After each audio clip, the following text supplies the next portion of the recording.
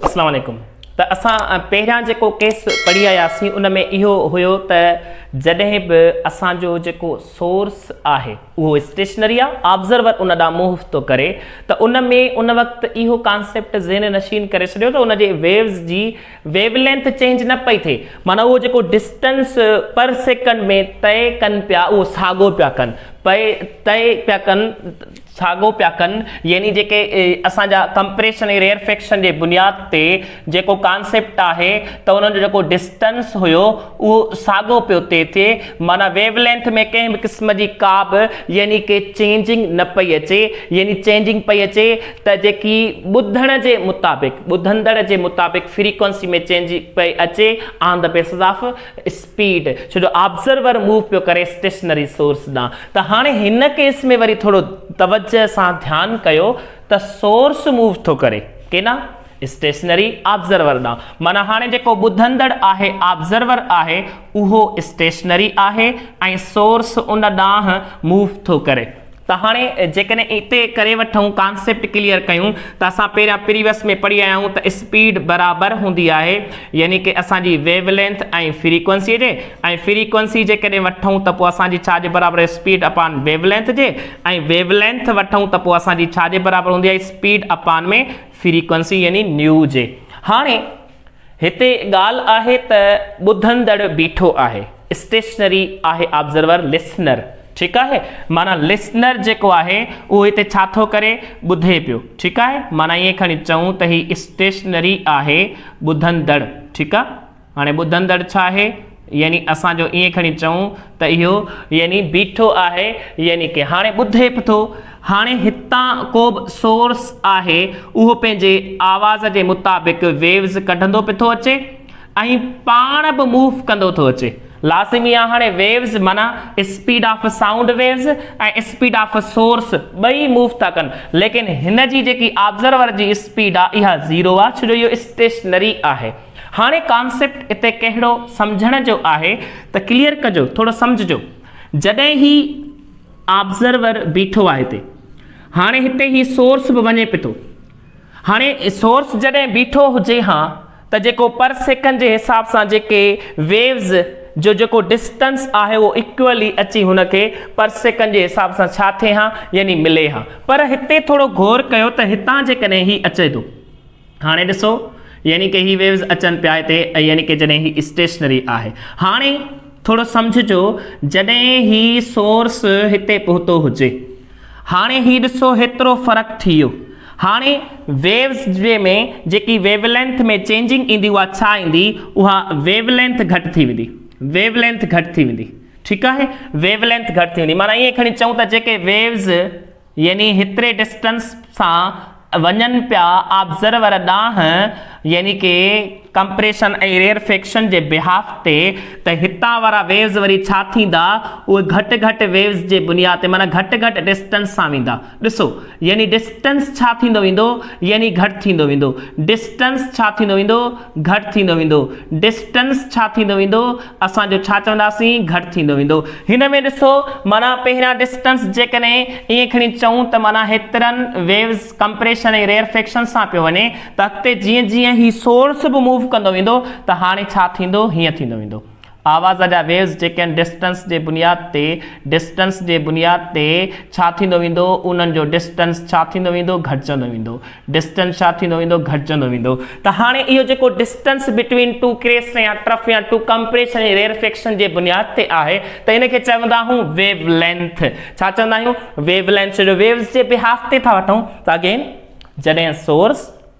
Observer ॾांहुं move कंदो वेंदो आहे त उहो जेको उन जो वेव्स आहिनि उहे यानी कि कंप्रेस थींदा वेंदा न, छो जो हू जिनी सोर्स आहे ऐं ऑब्ज़र्वर बीठो आहे, सोर्स बि उन ॾांहुं वञे पियो थो ऐं वेव्स बि वञनि पिया था।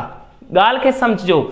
हितां वेव्स निकिरी विया, हाणे उहे वेव्स जो निकिरी विया त हाणे वेव्स निकिता आहिनि ऐं सोर्स बि मूव कंदो थो वञे। हाणे पहिरियां जॾहिं हिन डिस्टेंस ताईं वेव्स निकिता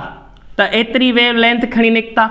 जेॾीमहिल थोरो वेझो आया त हाणे कंप्रेस थींदा विया न, छो जो डिस्टेंस जो छा थियो घटि थियो त हाणे कंप्रेस थींदा वेंदा त हाणे वेवलेंथ छा थींदी डिक्रीज़ थींदी, माना उहे घटि घटि यानी कि डिस्टेंस सां तय वञी कंदा, माना ॿिनि क्रेस्ट ऐं ट्रफ जे बुनियाद ते कंप्रेशन ऐं रेफ्रेक्शन जे बुनियाद ते डिस्टेंस घटिजंदो वेंदो। त हिन मां कंक्लूजन या कॉन्सेप्ट छा थो मिले त एक्चुअली जॾहिं सोर्स जॾहिं ऑब्जर्वर ॾांहुं मूव थो करे त सोर्स बि मोशन में आहे। हाणे relative motion between the source and observer, ठीकु आहे। हाणे जीअं जीअं ऑब्जर्वर त रेस्ट में आहे, हाणे ही जीअं जीअं ही वञे थो सोर्स बि ऐं वेव्स बि निकिरंदा था वञनि। हिते वेव्स निकिता त हितां जेके वेवलेंथ आहे उहा वधीक में, छो जो लाज़मी आहे डिस्टेंस वधीक हुआ ॿिन्ही जे विच में। जीअं जीअं ही सोर्स जेको आहे इहो मूव करे थो, माना एम्बुलेंस या का बि गाॾी, त हाणे डिस्टेंस घटिजे थो, डिस्टेंस घटिजे थो त लाज़मी आहे वेवलेंथ बि उन ॾी डिक्रीज़ थींदी। कहिड़े बेसिस ते थी वेवलेंथ डिक्रीज़ थिए, छो जो जेतिरो यानी कि सोर्स जेको स्पीड सां जेतिरी स्पीड सां वेंदो हूंदो ओतिरी वेवलेंथ डिक्रीज़ थींदी हूंदी। वरी अगेन ॾिसो ही जेको यानी कि सोर्स हितां पियो मूव करे, हाणे हिन स्पीड वधाई, माना हुनजे वेझो पहुतो, त केतिरो वेझो पहुतो जेतिरी हुनजी स्पीड आहे, जेतिरी स्पीड सां हू मूव कंदो वेंदो ओतिरी यानी कि हुनजी वेवलेंथ छा थींदी वेंदी घटिजंदी वेंदी। जेतिरो हुनजे वेझो वेंदो वेंदो सोर्स ऑब्जर्वर ॾांहुं ओतिरो हुनजे विच में कंप्रेशन वारो वेवलेंथ डिक्रीज़ थींदी वेंदी, डिस्टेंस डिक्रीज़ थींदो। माना इन जो मतिलबु आहे त वेवलेंथ छो थी डिक्रीज़ थिए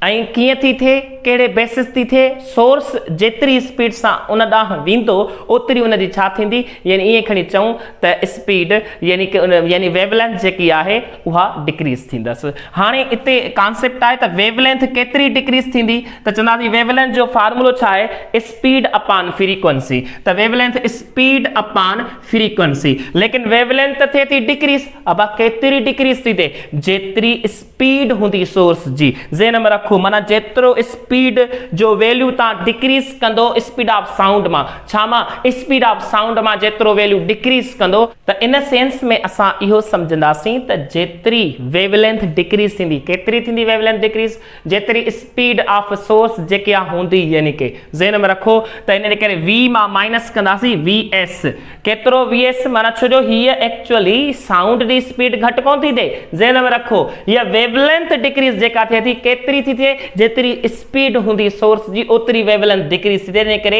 असांखे ख़बर आहे त वेवलेंथ जेकी आहे स्पीड ऑफ साउंड ते डिपेंड करे थी, इन जे करे असां चवंदासीं त speed of sound J behalf ते उहो सोर्स वारी स्पीड जो वैल्यू घटाईंदासीं त वेवलेंथ बि ओतिरी असांखे घटि करे मिलंदी। त इन बेसिस ते ही वेवलेंथ जो वैल्यू थी वियो v मां माइनस कंदा vs अपॉन में न्यू। त हाणे जेकॾहिं असांखे लेकिन असांखे ख़बर आहे त वेवलेंथ चेंज थी थिए, वेवलेंथ छा थी थिए चेंज थी थिए, त on the basis of formula wavelength decrease थी थिए त फ्रीक्वेंसी इंक्रीज़ थींदी। कॉमन सेंस जी ॻाल्हि आहे त सोर्स यानी हुन ॾांहुं वञे थो स्टेशनरी ऑब्जर्वर ॾांहुं थो वञे त आवाज़ हुनखे सन्हो ॿुधण ईंदो, इंक्रीज़ थींदे फ्रीक्वेंसी ॿुधण ईंदसि। लेकिन असांखे वेवलेंथ कोन्हे काउंट करणी, असांखे छा काउंट करणी आहे फ्रीक्वेंसी। त पोइ ॾिसो फ्रीक्वेंसी जे बेसिस ते अचूं त फ्रीक्वेंसी चेंज वारी खपे, माना असांखे अपेरेंट फ्रीक्वेंसी खपे। त फ्रीक्वेंसी जो फार्मूलो छा हूंदो आहे v अपॉन वेवलेंथ। त v साॻी असां रखूं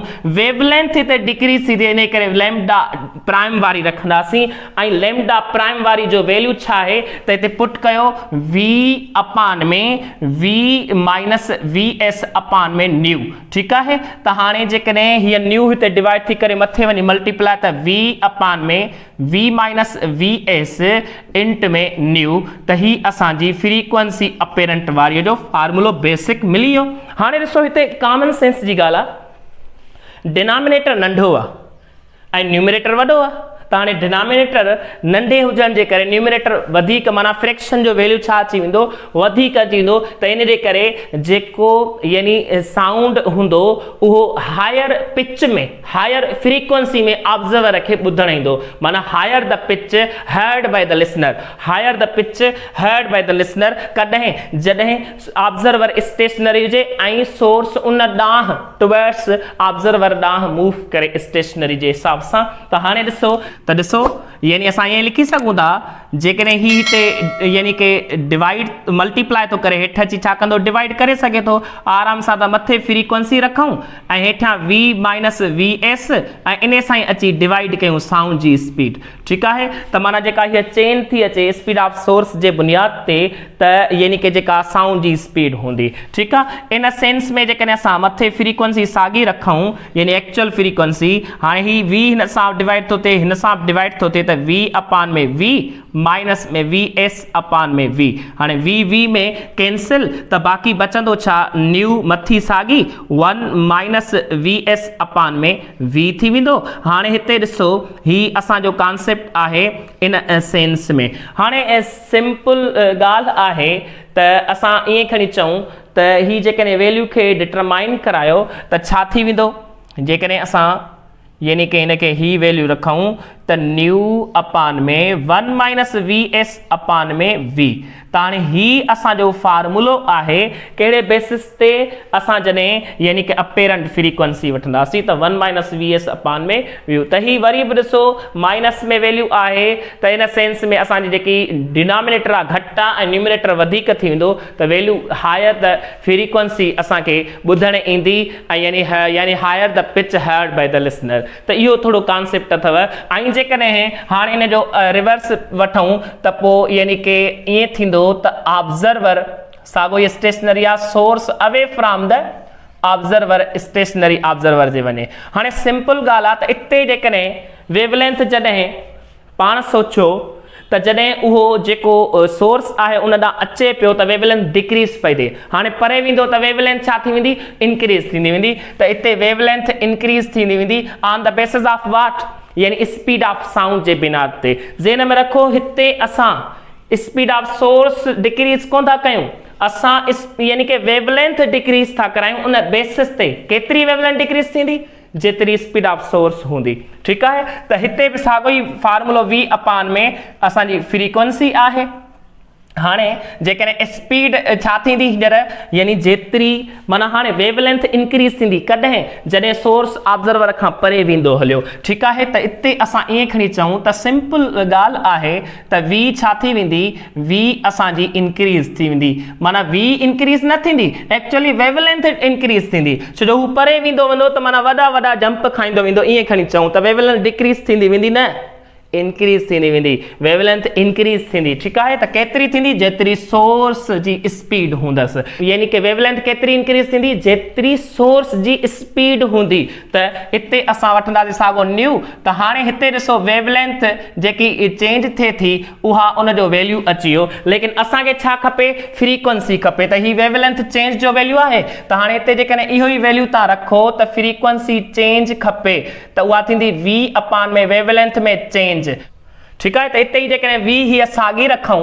ऐं लैम्डा जेकी चेंज थी थिए उन जो वैल्यू रखूं त v प्लस vs अपान में असांजो न्यू थी वेंदो न्यू हिते डिवाइड थी करे मथे वञी मल्टीप्लाई करे सघो था ठीकु आहे को मसइलो न आहे हाणे जेकॾहिं इते ई असां वठूं ही असांजो छा आहे यानी कि ही हिते डिवाइड थी करे हेॾे वञी छा कंदी मल्टीप्लाई त हिते ॾिसो न्यूमिनेटर घटि थी वियो छो जो हिन में v सोर्स जी स्पीड एड थी रही आहे due to the increase of wavelength इन जे करे ही न्यूमिनेटर घटि थी वियो डिनोमिनेटर वधी वियो त वैल्यू जेको ईंदो फ्रीक्वेंसी जे अपेरेंट जो उहो डिक्रीज़ थींदो कॉमन सेंस जी ॻाल्हि आहे त जेकॾहिं का बि गाॾी परे वेंदी ॿुधंदड़ खां त फ्रीक्वेंसी लेस ॿुधण ईंदसि घटि ॿुधण ईंदसि माना आवाज़ थुल्हो ॿुधण ईंदसि सनो ॿुधण न ईंदसि त इन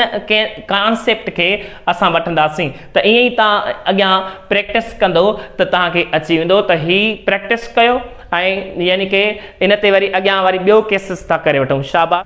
हाणे अचो त असां यानी अॻियां ॿियो स्पेशल केस करे वठूं त when both source and observer moving towards each other माना सोर्स बि ऑब्जर्वर ॾांहुं अचे ऐं ऑब्जर्वर बि सोर्स ॾांहुं वञे ठीकु आहे त इन सेंस में यानी ऑब्वियसली अंडरस्टूड आहे जेकी फ्रीक्वेंसी अपेरेंट आहे उहा इंक्रीज़ थींदे ॿुधण ईंदसि इंक्रीज़ माना आवाज़ सन्हो थी वेंदो आवाज़ ॿुधण जेको ईंदो उहो सन्हो ॿुधण ईंदसि इहो ज़हन में रखो हाणे हिते कॉन्सेप्ट छा आहे असां जॾहिं इहो केस पढ़ी आयासीं त सोर्स जॾहिं ऑब्जर्वर ॾांहुं पियो वञे त जेकी हुनजी चेंजिंग पई अचे यानी वेवलेंथ में पई अचे त वेवलेंथ उनजी जेका चेंज पई थिए त उन सेंस में असां जेका स्पीड पिया वठूं स्पीड उहा v असां वठूं पिया v माइनस vs पिया वठूं ज़हन में रखो ऐं जेकॾहिं असांजी यानी जॾहिं फ्रीक्वेंसी जो बिहाफ ते पिया वठूं इंक्रीज थींदे त पोइ असां जॾहिं ऑब्जर्वर पियो अचे केॾां सोर्स ॾांहुं हीअ कॾहिं आहे जॾहिं सोर्स केॾां पियो वञे ऑब्जर्वर ॾांहुं ऐं जॾहिं ऑब्जर्वर केॾां वञे सोर्स ॾांहुं वञे त पोइ उन में जेका फ्रीक्वेंसी जे बिहाफ ते जेका स्पीड पई थिए v यानी कि असांजी छा v प्लस असांजी छा VO ठीक है V प्लस छा पई थे VO पई थे त इन सेंस में असां जॾहिं यानी ऑब्जर्वर केॾां अचे यानी सोर्स ॾांहुं पियो अचे त फ्रीक्वेंसी जे बिहाफ ते जेका असांजी यानी कि छा पई थिए स्पीड पई थिए V प्लस VO पई थिए ऐं जॾहिं सोर्स ऑब्जर्वर ॾांहुं पियो अचे त V माइनस VS पियो थिए त इहा ॻाल्हि ज़हन में रखो हाणे जेकॾहिं फ्रीक्वेंसी जे बिहाफ ते वठूं कंहिंजे बिहाफ ते फ्रीक्वेंसी जे बिहाफ ते त ज़हन में रखो V अपान वेवलेंथ हूंदी आहे हाणे असांखे ख़बर आहे त जॾहिं ऑब्जर्वर सोर्स ॾांहुं पियो अचे त उनजी स्पीड में कहिड़ी पई चेंज अचे त उहा स्पीड छा पई अचे v प्लस VO पई थी वञे ठीकु आहे हाणे वेवलेंथ जेका चेंज थींदी छो जो सोर्स बि न थो अचे त वेवलेंथ में चेंजिंग जेका अचे पई v माइनस vs अपान में न्यू जे बुनियाद ते त v माइनस vs अपान में न्यू जे बेसिस ते त हाणे ॾिसो इक्वेशन कीअं थी ठही वञे v plus VO over V minus VS int में new. This is the formula or equation for when both moving towards each other. त हाणे ॾिसो हिन इक्वेशन मां छा थो यानी ऑब्जर्व थींदे नज़र अचे त हीअ इक्वेशन पाण ॾिसो ॻाल्हाए थी चवे थी त मां जो यानी कि डिनोमिनेटर नंढो अथव ऐं न्यूमिनेटर वॾो आहे माना जंहिंजो न्यूमिनेटर वधीक डिनोमिनेटर घटि त हुनजो वैल्यू छा ईंदो इंक्रीज़ थींदे ॿुधणु ईंदो अंडरस्टूड आहे त ॿई पंहिंजे वेझो ईंदा त ऑब्जर्वर खे जेका फ्रीक्वेंसी ॿुधणु ईंदी उहा इंक्रीज़ थींदे ॿुधणु ईंदी त इहो ज़हन नशीन करे छॾियो हाणे इते ई जेकॾहिं वाइस वर्सा वठूं त हाणे सोर्स ऐं ऑब्जर्वर ॿई पाण खां परे था वञनि त हाणे इते ई फ्रीक्वेंसी चेंज कयो फ्रीक्वेंसी जेकी अपेरेंट ॿुधणु ईंदी हिन केस खे वठो त v माइनस VO थी वेंदी अपान में v प्लस VS थी वेंदो केस त ॾिसो ही असांजो अची वियो अपेरेंट फ्रीक्वेंसी कॾहिं जॾहिं सोर्स ऐं ऑब्जर्वर ॿई हिक ॿिए खां परे वञनि त ॾिसो हिते हाणे न्यूमिनेटर घटि थी वियो डिनोमिनेटर वधीक थी वियो त ऑब्वियसली जेका फ्रीक्वेंसी यानी कि ॿुधंदो लिसनर उहो घटि ॿुधंदो माना आवाज़ थुलो करे ॿुधणु ईंदुसि यानी कि आवाज़ जेको आहे उहो ग्रेव साउंड ॿुधणु ईंदुसि ऐं हिन में आवाज़ जेको आहे उहो शिरिल साउंड ॿुधणु ईंदो जॾहिं हिक ॿिए जे वेझो ईंदा त इहो कॉन्सेप्ट आहे अबाउट द केसिस हाणे असां कुझु यानी कि इन बेसिस ते हाणे कुझु जेके बि जनरली शयूं ॾिसूं पिया त फ्रिक्शन में जेको फ्रीक्वेंसी जो यानी कि अचे थो फार्मूलो त हाणे थोरो हिते गौर कयो फ्रीक्वेंसी जो जेको फार्मूलो थो अचे उहो न्यू डैश यानी न्यू चेंज जेका अपेरेंट फ्रीक्वेंसी हिते फ्रिक्शन थो थिए ऐं हिते जेको मल्टीप्लाई में थो थिएसि उहा एक्चुअल फ्रीक्वेंसी आहे ठीकु आहे हाणे हिते जेको स्पीड आहे यानी कि साउंड जी माइनस या प्लस जेको कॉन्सेप्ट आहे उहो असां वठूं था ऑब्जर्वर जी स्पीड ऐं डिवाइड में speed of source speed of sound यानी कि प्लस या माइनस जेकी आहे उहा सोर्स जी स्पीड जे बिहाफ ते थो अचे त ही हिकिड़ो जनरल फार्मूलो आहे जनरल फार्मूलो छा आहे त जेकी अपेरेंट फ्रीक्वेंसी आहे v स्पीड ऑफ साउंड ठीकु आहे ऐं ऑब्जर्वर जी स्पीड घटि थींदी या वधीक थींदी उहो अकॉर्डिंगली कबो मोशन जे बिहाफ ते ऐं स्पीड ऑफ सोर्स जे बुनियाद ते त ही हिकिड़ो जनरल फार्मूलो असां वठूं था पोइ जॾहिं बि असां यानी कि कुझु एग्जाम्पल वठूं था उन में असां इन खे सम्झण जी कोशिशि था कयूं ठीकु आहे त हिन खे जनरली हीअं लिखिबो आहे v माइनस VO अपान में v प्लस यानी कि v माइनस VS ज़हन में रखो generally v minus VS int में न्यू करे रखिबो आहे त हाणे अपेरेंट फ्रीक्वेंसी खे सम्झूं था जनरली त प्लस किथे थींदो माइनस किथे थींदो त ही जनरल केस वारो असां सम्झी था तेसि ताईं नोट कयो स्क्रीनशॉट करे वठो थैंक यू